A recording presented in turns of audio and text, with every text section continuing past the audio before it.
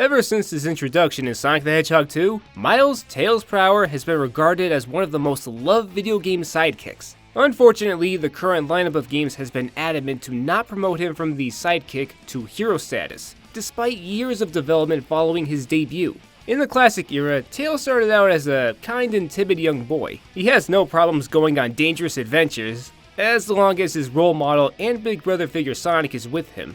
His character goes through a significant change in Sonic Adventure. In the first half of the story, he's traveling alongside Sonic just like old times. But when the second half starts, Tails is alone. He looks back on when he and Sonic first met, and you get the feeling that he's been through quite a journey. In the final stage, Dr. Eggman rushes to activate a missile in the heart of Station Square to destroy the city, and Tails is the only one who can stop him. Initially, he's petrified, and the anxiety is getting to him. But then, this happens. I've changed a lot since I've started hanging with Sonic. But I can't depend on him forever. I know I can do this by myself. Okay, Eggman, bring it on! Tails overcomes his self-doubt and deactivates the missile before Eggman could reach it. Immediately after that, he confronts the maniacal scientist mano a mano for the first time ever. And after the battle, he's rewarded with a crowd of grateful civilians cheering for him. Hey, I did it! You saved the day! You're the best! I did it all by myself! In this cathartic moment, that shy boy has become a hero. He's now independent from Sonic, and the player gets a well-deserved sense of pride.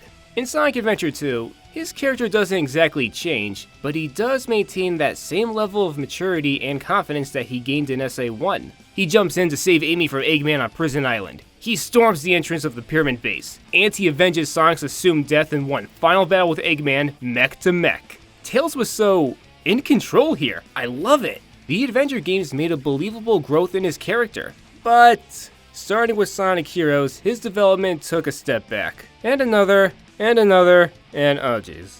The way Tails has been written in Sonic Heroes bothers me. He's gone from seasoned action hero to Sonic's kid brother again. He's easily frightened and always trying to latch on to Sonic's hand. Sonic, what are we gonna do? Sonic, we're running out of time! Sonic, I'm scared! His growth from the Adventure games has suddenly been omitted, and that's just grand. Sonic 06 didn't help much either.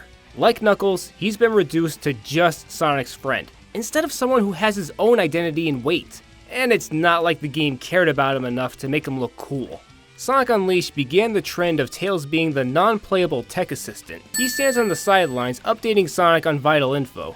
Although him blasting Eggman's forces on the tornado was nice, and his personality was well written, humble and kind, and I appreciate that. Then came the Colors era, where his development took a nosedive. These games were dead set on emulating the visuals of the classic games, mainly Sonic 2. So we have Tails being Sonic's second banana without anything to do, really. In Sonic Colors, his purpose in the narrative was to translate the alien wisps pleading for help from Eggman's plan.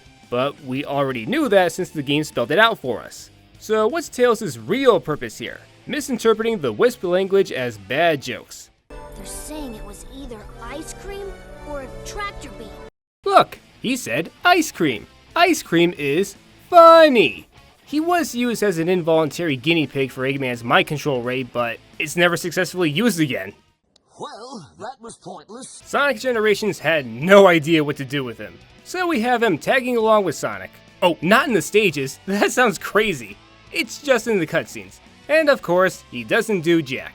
But after years of him just being there as the sidekick, one game's bound to make him a relevant character who does something. Well, lo and behold, the game where Tails is at his worst. Sonic Lost World.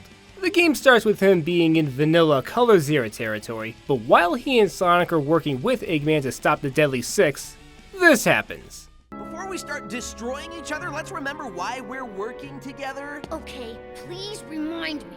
Tails, we need Eggman to shut down his machine.